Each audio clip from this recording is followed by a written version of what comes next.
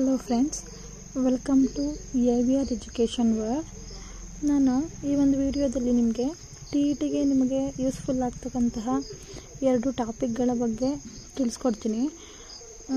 ಅದೆರಡು ಟಾಪಿಕ್ ಯಾವುದಪ್ಪ ಅಂದರೆ, ಮೊದಲನೇದಾಗಿ ಕಲಿಕಾ ನ್ಯೂನತೆಗಳು, ಲರ್ನಿಂಗ್ ಡಿಸೇಬಿಲಿಟೀಸ್, ಮತ್ತು ಎರಡನೇದು ವಿಕಾಸಾತ್ಮಕ ವೈಫಲ್ಯತೆಗಳು, ಡೆವಲಪ್ಮೆಂಟಲ್ ಡಿಸಾರ್ಡರ್.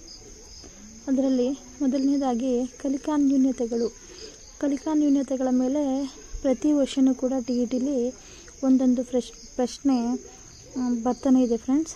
ಆದ್ದರಿಂದ ಇದನ್ನು ನೀವು ಓದ್ಕೊಳ್ಳೋದು ತುಂಬ ಮುಖ್ಯ. ಅದರಲ್ಲಿ ಮೊದಲನೇದಾಗಿ ಡಿಸ್ಲೆಕ್ಸಿಯಾ ಅಂತಂದರೆ ಏನಪ್ಪ ಅಂದರೆ, ಯಾವುದರಲ್ಲಿ ನ್ಯೂನತೆ ಇರುತ್ತಪ್ಪ ಅಂದರೆ ಓದುವಿಕೆಯಲ್ಲಿ ನ್ಯೂನತೆ ಇರೋದನ್ನ ಡಿಸ್ಲೆಕ್ಸಿಯಾ ಅಂತೀವಿ.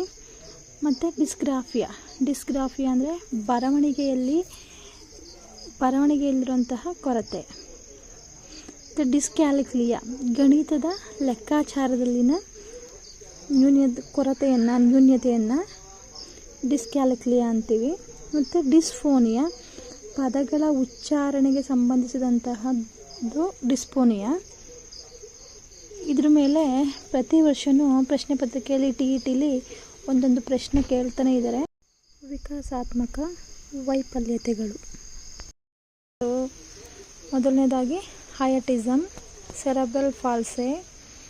ಮೂರನೇದಾಗಿ ಅವಧಾನ ಕೊರತೆಯ ಹೈಪರ್ ಆಕ್ಟಿವಿಟಿ ಡಿಸಾರ್ಡರ್. ಇದನ್ನು attention deficit hyperactivity disorder ಅಂತ ಕರಿತೀವಿ.